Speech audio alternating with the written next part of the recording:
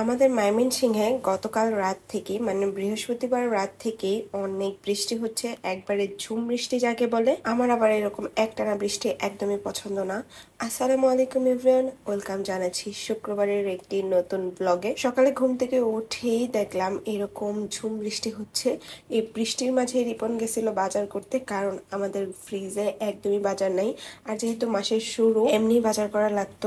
ঘরে শুধু ইলিশ মাছ ছিল, তবু রিপন ইলিশ মাছ নিয়ে আসছে। কাল রাত থেকে যেহেতু বৃষ্টি হচ্ছে আর সকালেও বৃষ্টি থামার কোনো নাম নেই, খালা আজকে শিওর আসবে না, তাই রিপনকে আর মাছ আনতে বলি নাই, কিন্তু তবু সে ইলিশ মাছ নিয়ে আসছে। তো এটা তো এমনি ফ্রিজে রেখে দেওয়া যাবে, কিন্তু অন্যরকম মাছ আনলে তো এগুলা কাটাকুটির একটা ব্যাপার থাকে, তাই আমি আগে থেকে না করে দিছিলাম যে মাছটা আনার কোনো দরকার নাই।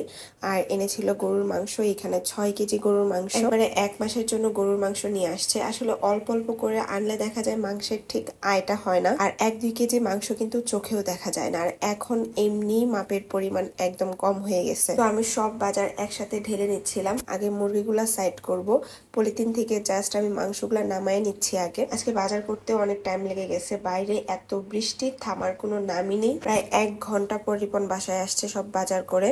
এখন মাংসগুলা আমি একবারে প্রত্যেক দিনের জন্য আলাদা আলাদা করে প্যাকেট করে রাখবো। মুরগিগুলা কাটাকুটি করে একবার মশলা টশলা দিয়ে মাখায় ফ্রিজে রেখে দেবো, যেন নামায় রোস্ট একবারে রান্না করে ফেলতে পারি। না, এরকম করে রেখে দিই, তাহলে অনেক ইজি হয়। একবারে মশলা টশলা মাখিয়ে মেরিনেট করে রেখে দিই। আজ শুধু রোস্ট আর গরু মাংসই রান্না করব, যেহেতু 12:30টার উপরে বেজে গেছে, তো অন্য কিছু করার আর সময় পাবো না। 2 চুলায় 2টা বসিয়ে দিলে অনেক তাড়াতাড়ি হয়ে যাবে। আজকে গরু মাংসটা রিপন বলছিল একটু কালা ভুনা স্টাইল করতে। এদিকে আমি রোস্টের জন্য মুরগিটা ফ্রাই করতে বসিয়ে দিছি।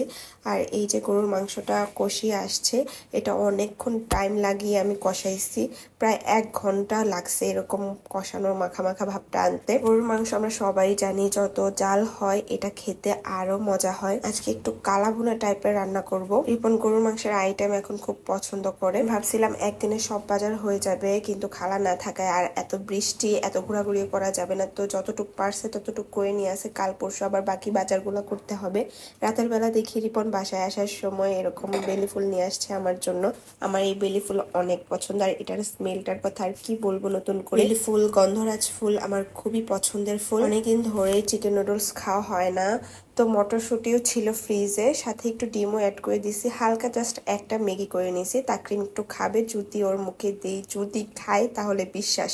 আমার ছেলেটা আসলে 1-2 বার খেয়ে আর কোনো কিছু খেতে চায় না। বৃষ্টির কারণে বেচারা একটু ঘুরতেও যেতে পারছে না। শুক্রবারটাই ওই ওর বাবার সাথে একটু ঘোরার সময় পায়।